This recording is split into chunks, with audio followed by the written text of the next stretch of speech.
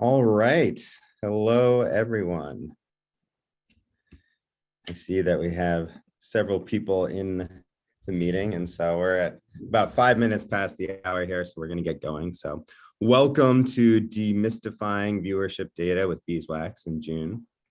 And my name is Xander Kotsatos. I lead our North American sales efforts for the agency and marketer vertical.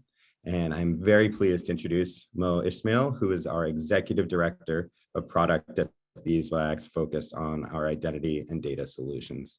Moe is actually not only working across Beeswax these days, but he's also working across many different initiatives at FreeWill as it relates to data and identity, and we can talk a little bit more about that later. But as many of you know, Beeswax was acquired in January of last year by Comcast, and integrating Comcast data was an immediate synergy that was identified as something we wanted to do within the Beeswax platform. So it took a while for us to implement. Obviously, we had to build out the taxonomy, we had to market test it, we had to get data rights, we had to actually build the tool, figure out billing, et cetera, and it was a mammoth internal project, as you can probably imagine. But we've been in beta since Q1. It's gone very, very well, and we're excited to go into general availability this summer. And what we're rolling out, we really do believe will be transformational because it is not available in any other DSP anywhere. And as you all know, Beeswax is essentially the only DSP left that's owned by a major cable company.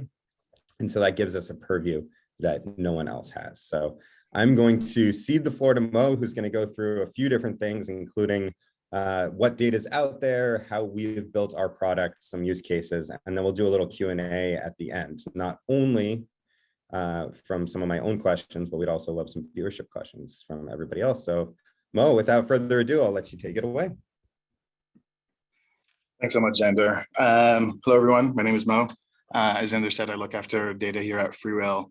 And one of the things that got me really, really excited from the acquisition with Comcast is just getting a sense and understanding of all of the types of different data that might be available, that we might be able to bring to bear. And this is actually one of the very first projects that we started, and it's taking us so long, and we'll talk a little bit about how and why it took so long, but we're super excited to finally get this into your hands. It's available today. So let's get into what it actually means. So let's start with the basics. So what types of viewership data are available across the different platforms on the ecosystem? And if we were going to grossly summarize it, I would put it into two separate categories.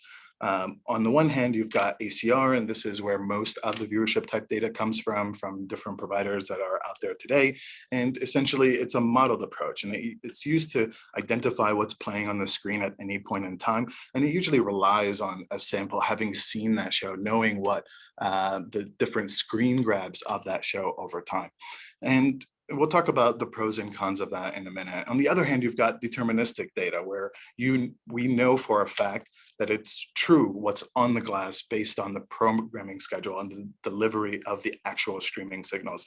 And so two different approaches to starting to build up an understanding of what viewers are watching and what's on screen at any point in time. Now, let's get a little bit deeper into ACR. So typically ACR data comes from folks that are either TV manufacturers or are over-the-top type of providers. And essentially, it's a pretty amazing technology. They're able to understand what's playing on the screen in real time at any point in time, including what the show is and what ad might be there. But it really helps to kind of go after a whole number of different use cases, from understanding who watched your ads and to being able to target your ads, to being able to even do personalized content recommendations. But there's a couple of trade-offs that everybody should be aware of. So it's really a limited picture of what the entire household is watching, because you're only getting from a singular provider what they currently have as their purview. If a household has multiple OTT providers, if they have different brands of TVs in the house, you're going to get different slices of data for a singular household across different data assets. And really, they're all anchored around what might be playing on a smart TV, which is really not going to cover what people are watching on traditional or linear TV. And so it's important to know that it's not covering everything, but it just a specific purview for that data provider. And then finally, it really struggles with first-time aired programs, so premieres. It really struggles with live content. And these are the types of things that some advertisers might care a lot about. Maybe you do. But if we look at deterministic data, you can do a lot of the same things around it. So you can match it to viewership events with the programming schedule itself. And that's the key difference, being able to look at what is meant to be playing and what channel or what is actually being streamed on that device at any point in time. Being able to deterministically identify what's playing on the screen across screens in that particular household, regardless of the manufacturer of the TV and so on. And we're able to match it with certainty because we are the ones that are providing those signals directly to the house to power what's being played on the glass. And that works for both what programs or shows or channels people are watching, but also what advertising is playing at any point in time. And that's really key, knowing with certainty what's being played instead of what is currently being sampled or thought to have been played at that point in time. And then finally, both of these data assets really share a common trade-off, which is scale. Typically, if you try to use these assets alone without any type of modeling, you're not going to really get the national type of broad exposure that you really want to achieve. And so in both cases, there always going to be some layer of data modeling that runs on top of it. And typically that modeling is done to scale to a national audience, to scale to different types of demographics, and so on. And really, when you think about it, either you're expanding your geographic footprint, you're expanding your device footprint, you might be trying to, depending on the type of raw data that you're collecting, you might be trying to expand to other types of demographic behavior to try to identify similar users and households with the same kind of viewing patterns. And again, it comes back down to the types of use cases that you can run across them, which is essentially personalization, measurement, and targeted advertising. But there's some things to think about as with any type of data modeling. The smaller your sample size, the lower your accuracy. If your sample size is skewed to a particular type of demographic, for example, if it's a low-cost TV hardware provider, your demographics are going to be skewed to the type of individuals that would be attracted to those types of devices and so on. So it's time to think about how all of these things played into part and how we thought about all of these things as we started bringing this new product offering to market. And I'd like to spend a little bit of time talking about how Comcast data is a little bit different. So first, let's get a little bit under the hood and take a look at how we actually built these things out. And so we look at Comcast set-top box raw events coming in, along with, of course, the opt-outs, as users have the choice to opt in or out of different types of tracking technologies, which we respect. We also have another asset, which is a census level household data asset, which contains about 2,000 different attributes on households, things from demos to wealth indicators to life stage and so on. We bring those two data assets together, this Comcast viewership event level data, along with the census level household information, and we combine it using some proprietary models that our internal data science teams have built out to build out this fabulous taxonomy that covers nearly everything that we might imagine that we might do with viewership data. And then finally, that same data asset is delivered into the Beeswax platform so that you can use it just the same exact way as you might use any other data asset. What's important to note here is that all the way through this stream, as we're building it out on a deterministic identifier, one that's keyed and anchored on PII. But by the time it makes it to the Beeswax platform, it's already modeled. So one step removed from the original seed.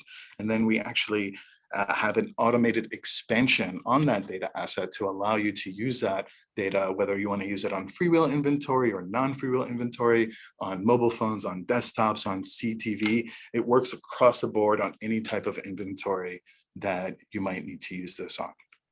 Now, we talked a little bit about the type of seed data that you're bringing in, but more importantly, the scale of that seed data.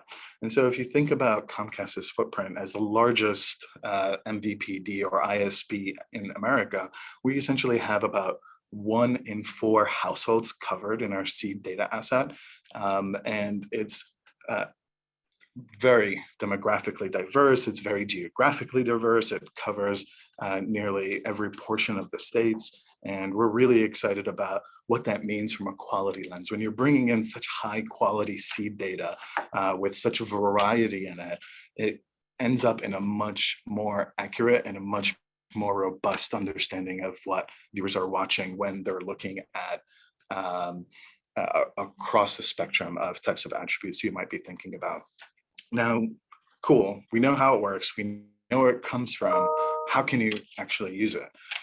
Well, let's first talk about how this segment taxonomy is structured. And we're super excited about this because we feel like this is one of the strongest segment taxonomy for viewership that's out there in the market today. So I'm just gonna cover some really high level. And let's start with our viewership category of segments. And within this, we're essentially looking at segmenting the entire US population based on how often they watch TV versus their peers. And we're constantly rebuilding and redefining it. So as viewership patterns change, the segment updates and reflects those that are in the top 10% of viewership versus their peers versus the bottom 10% of viewership. And then finally, of course, those that don't watch any linear TV at all. And so that really helps us start to not blur, but erase the lines between linear and digital.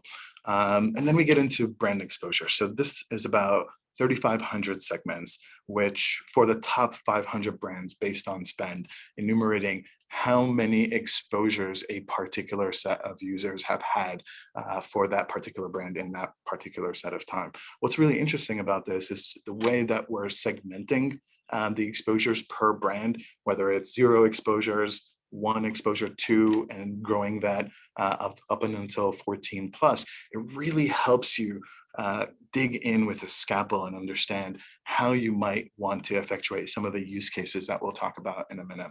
And then getting a little bit more broadly into the types of insights that will help you kind of triangulate around the personas that you feel like are going to really succeed in your given campaign. We've got 2 across genre. We've got genre categories and just plain old genres. In the genre categories, there's essentially 5 very broad spectrum genres to help you understand if there's folks that are interested more in education versus sports and so on. And then for the genres, there's about 55 different genres that are represented here, going as deep as to capture a segment around those that are in the top 20% of viewers for how-to or DIY type of programs across networks. And of course, we have networks. Networks are essentially the channels that people are watching. These represent all of the national channels. There's over 100 or so represented within here. And within this one, you can kind of pinpoint who are the top 20% of a particular network that you feel like your particular user personas are going to be heavily skewing towards. And then finally, we've got program and event programs. And this is where it really starts to shine, where we have over 200 different programs that are represented here, where we're looking at the households' consumption across all of their devices over the last 12 months to really dig in and understand who are the households that are really into the NBA finals versus those that are really into the Emmys. And this really helps to start to shine a light on the types of personas and get really, really detailed in terms of pinpointing who you might be most successful with in a particular campaign that you're executing on. So let's talk about some of the use cases that we might go after here. So I'm going to start with my personal favorite, which is the ad exposure. And so getting a little bit deeper into this, essentially there's 4 really important use cases that I think that 3,500 segments within ad exposure really helps to support.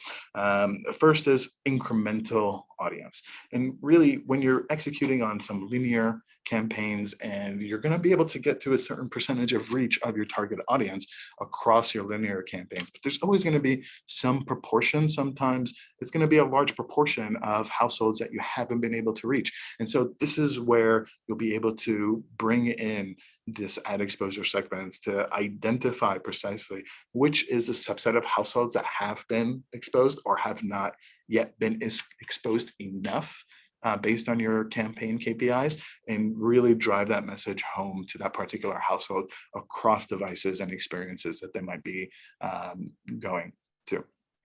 And then you've got competitor conquest, thinking about who your competitor brands have been reaching and who they've been putting their messages out to, and then being able to double back and put that as part of your campaign strategy, where you might want to reach entirely brand new customers in greenfield, might want to extend your reach with digital extension or incremental audience for those that have been exposed to your ads. And you might also want to double down on some messaging to those that have been exposed to your competitor ads as well. And so the trifecta of these types of use cases can really help you get a lot smarter around how you think about who to message, with what message, on which device. And then, of course, we've got a series of different types of segments that we talked about in terms of the household's broad-based viewership habits. And this is really interesting, especially when you think about if you need to reach the cord cutter audience. Those are famously really hard to target, really hard to identify, but we've created a really deterministic and really straightforward approach to identify who those households are and be able to reach them across their devices. And finally, we talked quite a lot about the variety of interest-based segments and across different types of categories. And I'm really, really excited to see how you're going to use that to kind of triangulate and pinpoint who your ideal persona is and really get your campaign KPIs going. So I talked a lot. Let me just pause here for a moment and see if there's any questions. Yeah, absolutely. Thank you, Mo. That was awesome. And everyone, please feel free to put questions in the chat. I have a couple of my own that I'm going to lead off with, and then I'd like to get to some questions as well. And I see people are already putting them in, so fantastic. I do want to quickly highlight a few things because, you know, at the end of the day at Beeswax, we could really build anything, right? We have engineers, we have a world-class product team, and we have a lot of stuff that we have to do that is, you know, improving the UI or making our CPC algorithm better or pacing, all things that are really valuable to our customers. But every kind of quarter or half, we pick a couple things we think will be truly transformational to our business, whether that is the first ever bring your own algorithm technology, bid models, our Snowflake data share. This we believe to be as transformational, if not more so, than those products. And the big reason is kind of twofold, because I talk to customers all day long looking for CTV, some of whom are very sophisticated, some of whom are not. And the two questions that, regardless where you are on the CTV spectrum, everybody asks is, one, how can I guarantee that my CTV is incremental to my linear spend or my digital spend? And two, and perhaps even more transformational, is how can I get show and network level data? And you know, this product is squarely designed for that. I do want to touch on one thing though, Mo, because you did a great kind of overview of the different types of data and how they work. Obviously, our data is deterministic and that it's modeled, right? Most people on the line probably are familiar with modeling. The big question that I've been struggling with really since I started working in the CTV space, having a background in programmatic, is what's the difference between ACR data and deterministic data, right? Because in some ways they're very similar. In both cases, you're trying to figure out what's on the screen and get it. And in the understanding of, you know, natural language processing and other technologies that are the backbone of ACR versus the originated content, one thing that I've begun to notice is, you know, the ACR data is perhaps very, very good for kind of the streaming 1.0 applications of the world. For instance, a rerun, a show that's already seen, right? Or, you know, a DVR show where you might be going from the traditional linear spots to the VOD, video on demand pod spots. And I think ACR is great for that because the crawler's already seen it and can identify it. But to my mind, if this is an event, some of the big tentpole things where we sell a lot of, right? Like Super Bowl watchers, first run shows, Olympics, etc. It seems like ACR might be problematic for that if it has to be categorized after the fact. So can you talk a little bit about that? Because it's a little bit of a subtle nuance, but it is extremely, extremely important for the most valuable types of content. Completely. And we touched on it briefly, but let's get a little bit deeper. So, I mean, you hit it right on the head, Xander. So it comes down to the types of data that's feeding your seed. And so on the ACR front, it's, matter of fact, I've been a user of ACR data. I think it definitely has its place. It has its value, especially when you're looking to combine different sources of data into one larger segment to try to get as wide of a coverage as you possibly can. However, as you already pointed out, it really relies on having a corpus of all of the shows that are possible to end up being on somebody's screen. And that corpus takes some time to update. And so, when you're doing specific screen grabs of what's on the screen, if you're an OTT provider or a TV manufacturer creating viewership segments, and you need to compare that to a previously created corpus of shows that you know about, so that you can compare those screen grabs overlaid on top of each other to estimate if this particular show that's on this screen or this particular advert that's on the screen at this point in time matches to something that we have seen or know about before. And that's really the key term here, that it must have been seen or known about before, versus being the MVPD in this particular case. We have the programming schedule, and so we can compare that one-to-one, not based on a screen grab, but based on which channel you're on for a particular point in time, and compare that directly to the programming schedule. And so that seed data ends up becoming a deterministic seed data versus a probabilistic seed data of what might be on the screen. And that's really the key difference. And as you pointed out, when we're talking about live events or first run shows or movie premieres that are showing on TV for the first time, that's really where having that difference of comparing what's on the screen to a corpus versus looking at the programming schedule and what the viewer is watching from a channel lens, that's where the big difference comes into play, in terms of being deterministic versus modeled from an origination, a seed data source. The other really big difference is in the types of demographics that might be attracted to a particular OTT provider or a particular TV manufacturer. Typically, the TV manufacturers that offer this type of viewership data for use are typically subsidizing their TVs, right? And that's going to be attractive for a pretty wide slew of demographics, but it's not going to be attractive for others. And so as you're going through and you're picking what type of viewership data to use, whether it's ACR based or it's based on deterministic programming signals, just keep in mind how that data might have been created and if it fulfills your particular campaign objectives. Perfect. All right, that's really helpful. Kind of to piggyback off of that, I'm going to try to combine some of my questions with some viewer questions. So you mentioned the TV manufacturers discounting products, giving that, not giving away the product, but having it be a cheaper product in order to get the data. Actually, Comcast started doing the same thing in Q4 of last year at Walmart, right? So I'm going to combine a viewership question and two of my questions into one here, because obviously 1 in 4 households is a Comcast household. We have our smart televisions.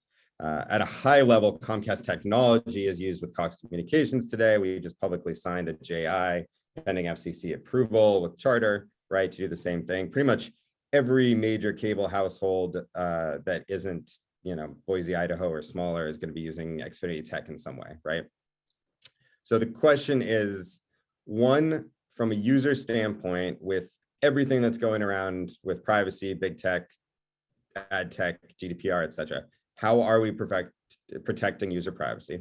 Second, with instances where it's not a Comcast household, how do we model those users? Let's see if we can tie those two questions together, because they're quasi-related.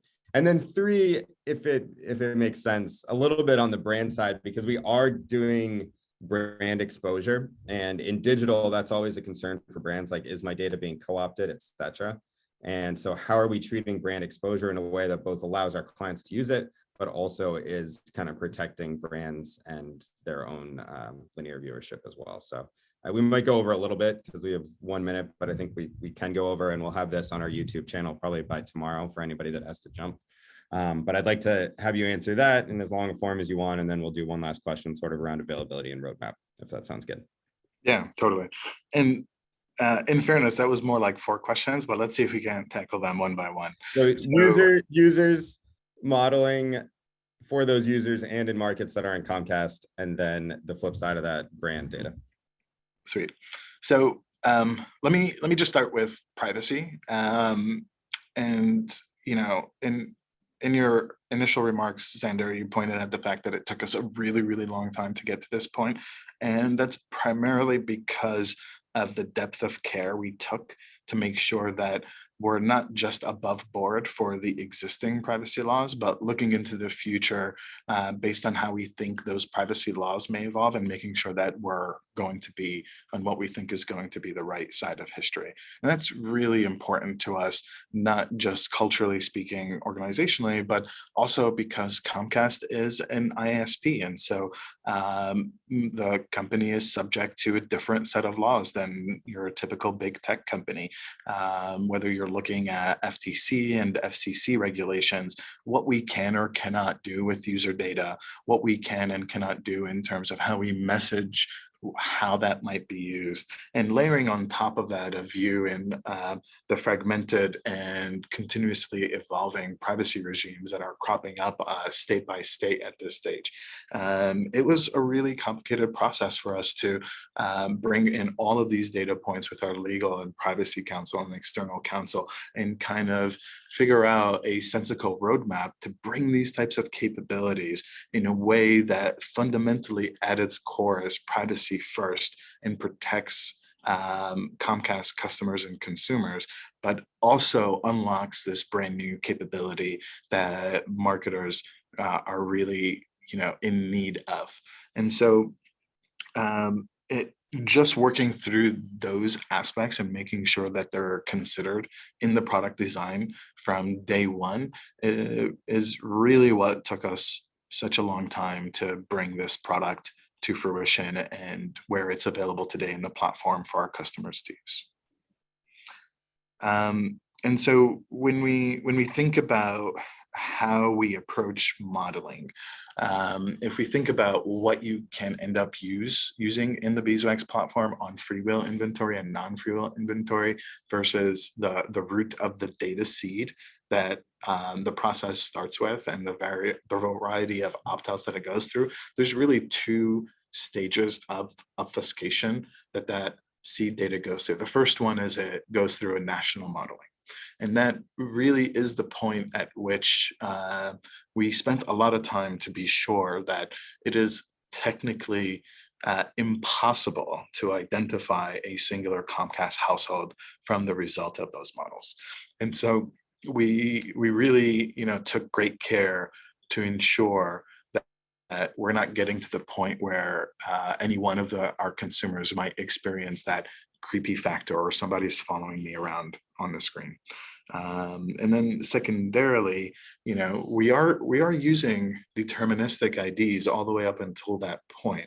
And so going from that deterministic ID, we actually had to build that into the identity graphs to enable an auto expansion to allow our consumers, our Beeswax customers, to use that data on any type of device, on any type of inventory. And that was the next really big challenge for us, to make sure that we can do that again in a privacy first, in a very secure manner. The final thing is that none of this data can leave the Freewheel ecosystem, meaning that whereas you have access to it, you can see the segments directly within the Beeswax platform. You can activate on them, you can forecast on them, anything that you can do with any other third-party segment within your account. However, the key difference is that you can see them on aggregate. You can see the total number of IDs that are included, but you can never see any one individual ID. And we've put in the technical safeguards to ensure that for the privacy of both our end consumers, A, and B, for the protection of our advertisers that are customers of other different types of platforms. Perfect. Okay. Well, that's really helpful. I think that about covers kind of all three of the questions more or less. The last question is kind of a two parts. One from people is, when is this live? So like I said, it's been in beta. Certainly talk to either your account manager, your Beeswax CSM, or if you're not yet working with us, your AE or sales contact, and they can help set you up. We are releasing kind of a V2 of this, which is what we've talked about today, and that I will let Mo talk about exact timing, but it's this summer. And then kind of a piggyback on that, Mo, I mean, you are now leading a lot of our identity initiatives for Freewheel across the board. Can you talk a little bit about some of our other data initiatives? I know there was a big announcement at Cannes last week. People are looking to have this data not only for targeting, but also for things like identity resolution and onboarding. So would love to hear what your plans are. Yeah, totally. So let me start first with our plans for the Freewheel Comcast viewership taxonomy. And we've got a series of things that we think our customers are going to love, but really we want to hear from you. Please give it a try. Tell us what you think. Tell us what you wish it had. Tell us what's not really usable for you. We want to hear your feedback, and we're going to use that directly to make improvements that you care about. One of the key improvements that we've already started work on is accelerating the pace by which we update this data. Currently, it's being updated on a weekly basis, which we feel we can do at a much faster clip.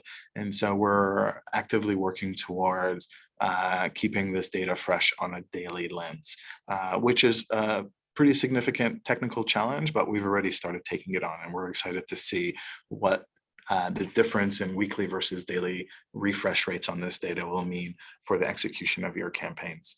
But we'd love to hear from you directly. Please let us know what you think and what we can do to make it work better for you.